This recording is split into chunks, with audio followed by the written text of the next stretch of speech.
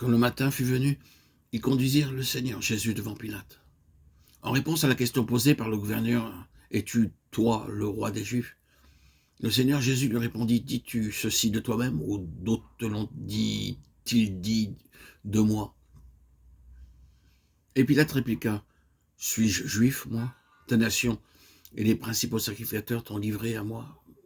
Qu'as-tu fait ?» Jésus répondit, « Mon royaume n'est pas de ce monde. Si mon royaume était de ce monde, mes serviteurs auraient combattu afin que je ne fusse pas livré aux Juifs. Mais maintenant, mon royaume n'est pas d'ici. » Pilate donc lui dit, « Tu es donc roi ?»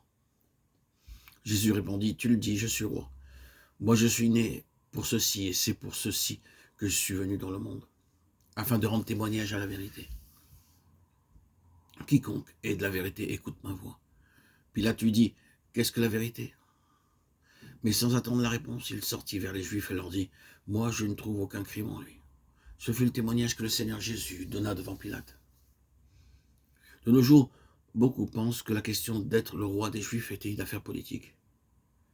Mais la Bible nous enseigne que lorsque Pilate demanda au Seigneur Jésus, « Es-tu, toi, le roi des Juifs ?»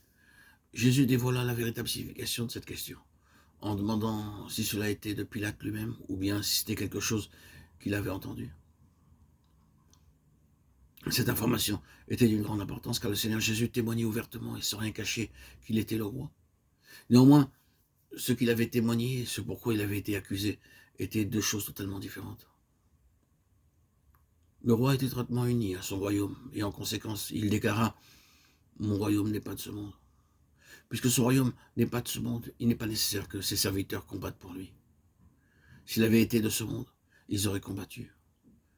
Mais son royaume est de Dieu et d'en haut. En conséquence, il n'est pas nécessaire de lutter avec la chair et avec le sang, bien qu'il soit le roi des Juifs et né pour être roi. Son royaume n'a rien à voir avec la politique de ce monde. Parmi les enfants de Dieu, quelques-uns ne connaissent le monde que comme une entité matérielle. Pour eux, ne pas être du monde signifie qu'il faut être un peu plus prudent à l'égard des choses matérielles. Nous ne suggérons pas que nous devons être laxistes concernant l'aspect matériel. Néanmoins, la grande question à l'égard de notre relation avec le monde est une question liée à la source. Sommes-nous du monde ou sommes-nous pas du monde? En d'autres termes, nous ne devons pas du tout appartenir à ce monde. Il y a beaucoup de choses dans la vie des enfants de Dieu qui semblent être spirituelles, mais souvent, si ces choses étaient examinées à leur source, elles s'avéreraient procéder du monde. Bien que les termes soient scripturaires, les choses peuvent avoir leur source dans le monde. Par exemple, nous sommes d'accord pour dire que l'humilité est une vertu et assurément, elle est une façon de se conduire recommandée par les Écritures. Cependant, discerner si l'humilité décrite dans les Écritures et l'humilité dans nos vies est une seule et même chose peut souvent poser un réel problème. Fréquemment, en remontant à la source de notre humilité, nous voyons surgir certaines considérations. Exemple, sans aucune contrainte, nous laissons quelqu'un perdre la face pour éviter d'être nous-mêmes critiqués. Notre humilité procède des considérations de ce monde.